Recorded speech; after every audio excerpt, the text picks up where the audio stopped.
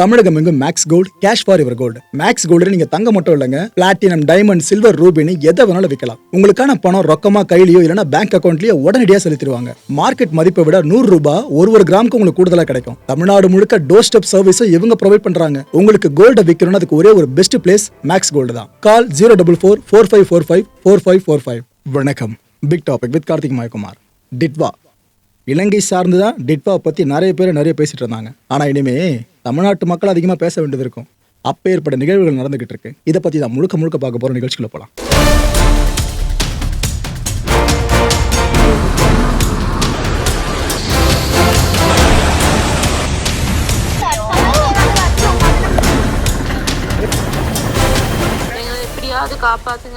ஒரு good news, ஒரு bad news.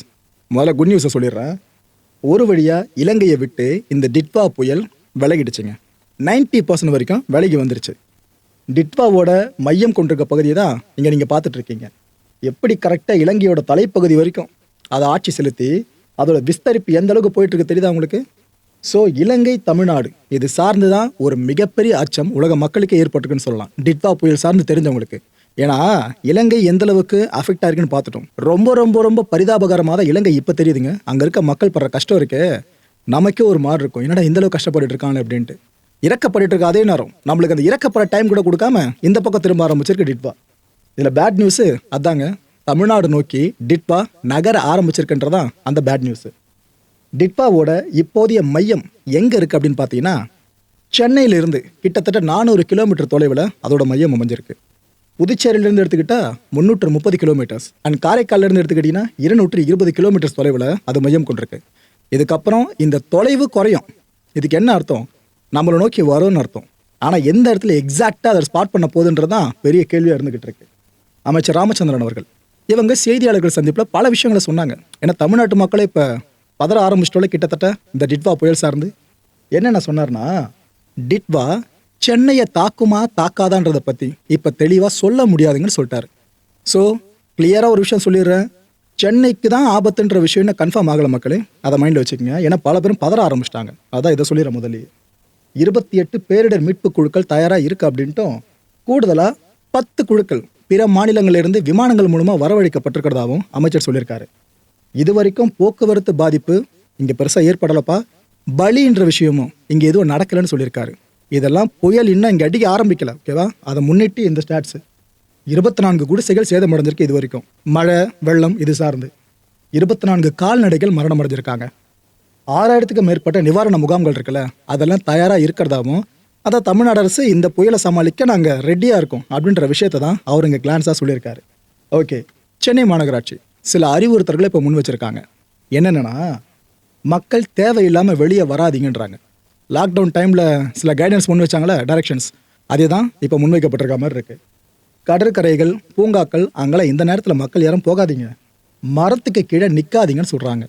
நிறைய பேர் மழை அதிகமாக பெய்யுதுன்னு அண்ட இடம் இல்லாமல் மரத்தடியில் போய் நிற்போல, அது மழைக்காலங்களில் மட்டும் இருந்தால் ஓகே ரைட்டு.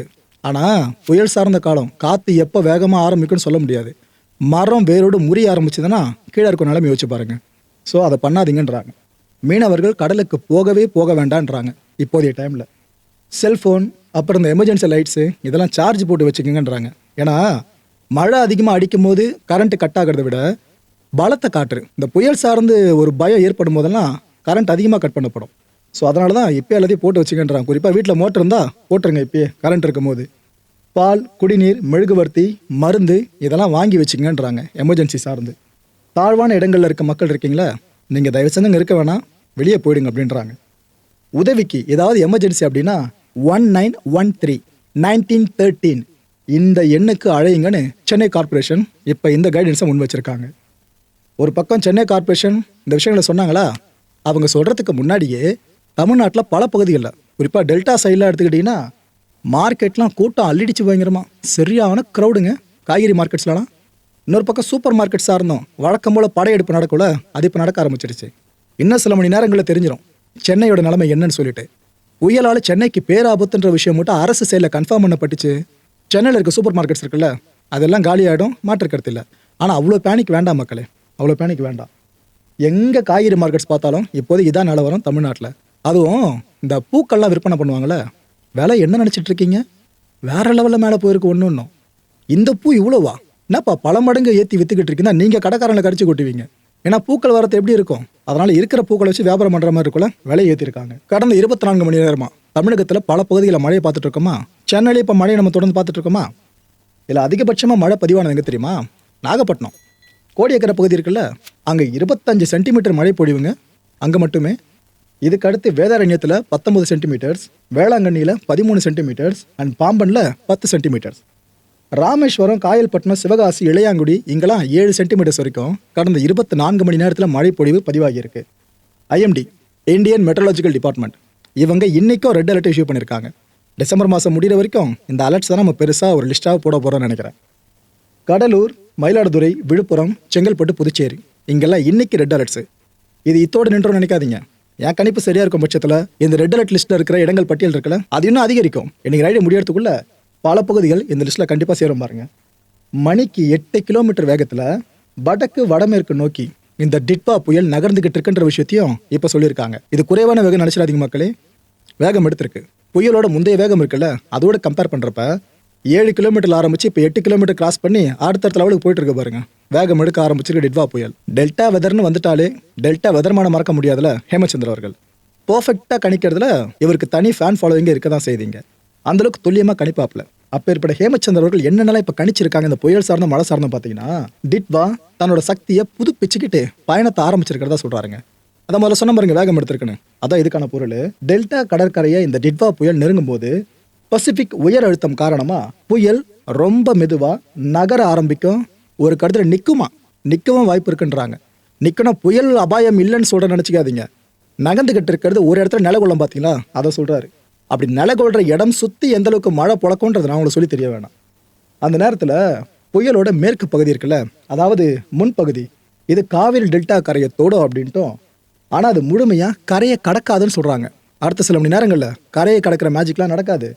டெல்டா நிலப்பரப்பில் டிட்வா ஒரு வழியாக ஊடுருவிடும், வலுவாகி வடக்கு நோக்கி நகரம்னு சொல்லியிருக்காரு. இப்போ வடக்கு சார்ந்து நோக்கி நகருதுன்னு சொன்ன பாருங்க முதல்ல, அதோட இனிஷியல் பாயிண்ட்டாக தான் இந்த விஷயத்தை அவர் முன்னாடி கணிச்சிருந்தாருங்க. அண்ட் இன்னைக்கு பிற்பகலுக்குள்ள வட கடலோர மாவட்டங்கள் இருக்குல்ல, அதை இந்த டிட்வா புயல் அடையும் அப்படின்ட்டும், சென்னை கடலோர பகுதி இருக்குல்ல இதுக்கு அருகில் நிற்கும் அப்படின்ட்டும், இதோட இன்றைய நகர்வு இருக்குல்ல இது ரொம்ப ரொம்ப முக்கியமான விஷயம்ன்றாரு. ஏன்னா இன்னைக்கு டிட்வாவோட நகர்வை பொறுத்து தான் இது எந்த இடத்துல கரையை கடக்கலாம் அப்படின்ற முடிவுக்கு நாம் வர முடியுமே. ஸோ இன்னைக்கு ரொம்ப ரொம்ப முக்கியமான நாளுங்க இந்த டிட்வா புயலை பொறுத்த வரைக்கும். இன்னைக்கு டெல்டா கடலோர மாவட்டங்கள் இங்கெல்லாம் பார்த்தீங்கன்னா கனமழை வெளுத்து வாங்குன்றாப்புல. ஓரிரு இடங்கள்ல அதி கனமழை வரை பெய்யுமா. அதுவும் டெல்டாவில் தீவிரமான கனமழை கொட்டி தீர்க்கும்னு சொல்லியிருக்காரு. இந்த அளவுக்கு கான்ஃபிடென்ட்டாக சொல்கிறாங்க அப்படின்னா வெதர் கண்டிஷன் நல்லா தெரிஞ்சிருக்கு, சைக்ளோனோட நகர்வு இருக்குல்ல அதோட நல்லா தெரிஞ்சிருக்குன்னு தான் அர்த்தம். இன்னைக்கு பலத்த காற்று எங்கெங்க வீசுன்ற விஷயத்தையே சொல்லிடுறேன். எந்த அளவுக்கு நம்பர்ஸையும் நான் கொடுத்துட்றேன். ஏன்னா மழை மட்டும் பெய்யுதுனாக்கா மழையால் ஏற்பட போகிற வெள்ளப்பெருக்கு சார்ந்து நம்ம அவதானிக்கலாம். ஆனால் புயல் சார்ந்த ஒரு விஷயம்னா பலத்த காற்று வீசுறது சார்ந்த மக்களுக்கு எச்சரிக்கை விடுக்க வேண்டியதாக இருக்குது. டெல்டா, இதையொட்டிய கடலோர மாவட்டங்கள், புதுச்சேரி, காரைக்கால் இங்கெல்லாம் தரைக்காற்று மணிக்கு 70 கிலோமீட்டர் வேகத்தில் ஆரம்பித்து 90 கிலோமீட்டர் வேகம் வரைக்கும் இருக்குமா. ஏனைய கடலோர மாவட்டங்கள் இருக்குல்ல இங்கே 55 கிலோமீட்டர்ஸில் ஆரம்பித்து மணிக்கு 75 கிலோமீட்டர்ஸ் வரைக்கும் தரைக்காற்றோட வேகம் இருக்குமா. இது அப்படியே நாளைக்கு எடுத்துக்கிட்டிங்கன்னா இந்த பலத்த காற்று சார்ந்த கணிப்பு தென் கடலோர மாவட்டங்கள், டெல்டா மாவட்டங்கள், காரைக்கால் இங்கே தரைக்காற்று மணிக்கு 55 கிலோமீட்டர்ஸில் ஆரம்பித்து 75 கிலோமீட்டர்ஸ் வரைக்கும் வேகம் எடுக்குமா. ஏனைய வட கடலோர மாவட்டங்கள், புதுச்சேரிலாம் பார்த்தீங்கன்னா 60 கிலோமீட்டர்ஸில் ஆரம்பித்து 80 கிலோமீட்டர்ஸ் வரைக்கும் இருக்குமா. எந்த அளவுக்கு வேகமான காற்று வீசும் பாருங்க நாளைக்கு. இன்னைக்கு ஆல்ரெடி பல இடங்களில் தமிழ்நாட்டில் மழை பொழந்து கட்டிக்கிட்டு இருக்கா. இதை தாண்டி இன்னைக்கு கனமழை எங்கெங்கெல்லாம் பெய்ய வாய்ப்பு இருக்குன்னு பார்த்தீங்கன்னா பெரிய லிஸ்ட்டுங்க. ஏதோ என்டையர் தமிழ்நாட்டை உள்ள கொண்டு வந்துச்சா மாதிரி இருக்குது. மயிலாடுதுறை, கடலூர், விழுப்புரம், செங்கல்பட்டு, அந்த பக்கம் புதுச்சேரி, புதுக்கோட்டை, தஞ்சாவூர், திருவாரூர், நாகப்பட்டினம், ஆல்ரெடி நாகப்பட்டினத்தில் மழை பொழந்துக்கிட்டு இருக்கு. அரியலூர், பெரம்பலூர், திருச்சி, சேலம், கள்ளக்குறிச்சி, திருவண்ணாமலை, காஞ்சிபுரம், சென்னை என்னப்பா லிஸ்ட்டில் இல்லையே நினச்சிருப்பீங்க. சென்னை, திருவள்ளூர், ராணிப்பேட்டை, காரைக்கால், வேலூர், திருப்பத்தூர், கிருஷ்ணகிரி, தர்மபுரி, நாமக்கல், கரூர். இதைத்தான் சொன்னேன், தமிழ்நாட்டில் பல இடங்களில், பெரும்பாலான இடங்களில் பரவலான மழையை பார்க்க முடியும்ட்டு. சரி, நாளைக்கு அதிக கனமழைக்கான வாய்ப்பு எந்தெந்த பகுதிகளில் பார்த்தீங்கன்னா திருவள்ளூர், ராணிப்பேட்டை, சென்னை.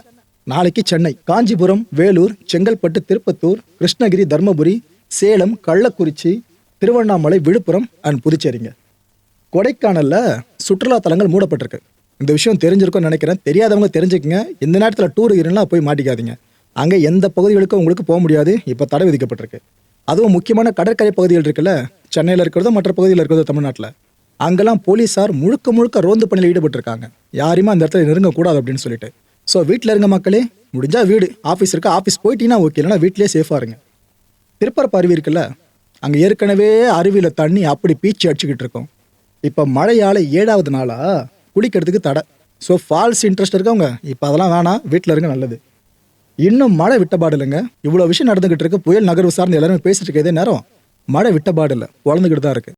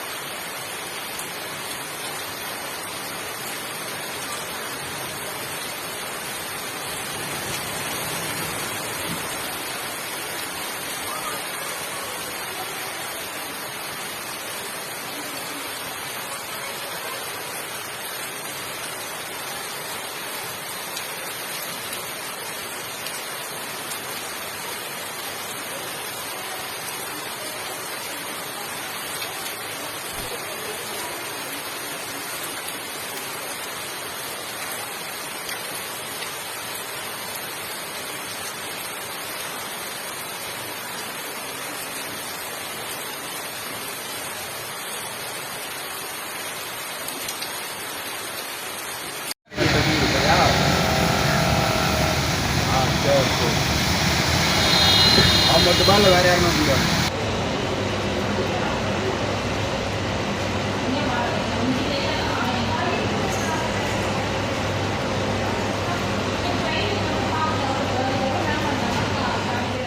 மக்களை இந்த கான்டென்ட்டை பொறுத்தவரைக்கும் நாமல் எதிர்பார்க்க வேண்டிய விஷயம் ஒன்று தான். இலங்கை அளவுக்கு பெரிய பாதிப்பு தமிழ்நாட்டுக்கு ஏற்படாமல் இருந்தால் சரி. ஏன்னா ஆல்ரெடி இலங்கை மக்கள் சார்ந்து நாம் ரத்த கண்ணீர் வடிச்சுக்கிட்டு இருக்கோம். அங்கே இருக்க நம்ம தொப்புள் குடி உறவுகள் கஷ்டப்படுறதை பார்த்து அந்த நிலைமை இங்கேயும் வந்துடக்கூடாதுன்றதை அந்த மக்களும் நினைப்பாங்க. ஏன்னா வழியை ஃபேஸ் பண்ண மக்களுக்கு தெரியும் அந்த வழி எவ்வளோ பெரிய விஷயத்தை கொடுக்கும் மனசுலன்னு சொல்லிட்டு. ஸோ பார்ப்போம், தமிழ்நாட்டுக்கு இந்த டிட்பா தலைவலியை கொடுக்காமல் இருக்கணும் பார்ப்போம்.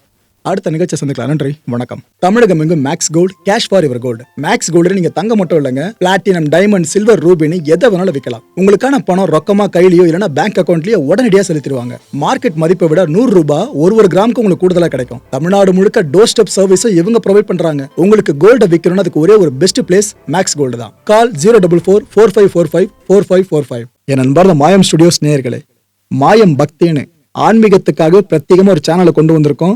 மறக்காம சப்ஸ்கிரைப் பண்ணி அந்த சேனலுக்கு உங்களோட ஆதரவை மனப்பூர்வமா தெரிவிங்க. வணக்கம் மாயம் ஸ்டுடியோஸ் நண்பர்களே. மாயம் ட்ரெண்ட்ஸ் அப்படின்ற ஒரு புதிய ஃபேஸ்புக் பேஜை ஓப்பன் பண்ணியிருக்கோம். நீங்கள் யூடியூப்பில் பார்த்துட்டு இருக்கீங்களா நம்மளோட கான்டென்ட்ஸ்லாம். இதெல்லாம் விட ஒரு படி மேலே ரொம்ப கிறிஸ்பாகவும் ரொம்ப சூப்பராகவும் நிறைய கான்டென்ட்ஸ் உங்களுக்கு இந்த பேஜில் காத்துட்ருக்குங்க. ஸோ உடனடியாக ஃபேஸ்புக் பிளாட்ஃபார்ம் போங்க, மாயம் ட்ரெண்ட்ஸ்னு டைப் பண்ணி சர்ச் பண்ணி நம்ம பேஜை ஃபாலோ பண்ணுங்கள். அப்படியே நம்ம சேனலையும் நீங்கள் சப்ஸ்கிரைப் பண்ணிட்டீங்க அப்படின்னா இன்னும் நிறைய புது கான்டென்ட்ஸை உங்களுக்காக ப்ரொடியூஸ் பண்ணி கொடுத்துக்கிட்டே இருப்பாங்க. நீங்கள் பண்ணுற ஒவ்வொரு சப்ஸ்கிரிப்ஷனும் எங்களுக்கு பெரிய மோட்டிவேஷனாக அமையும்.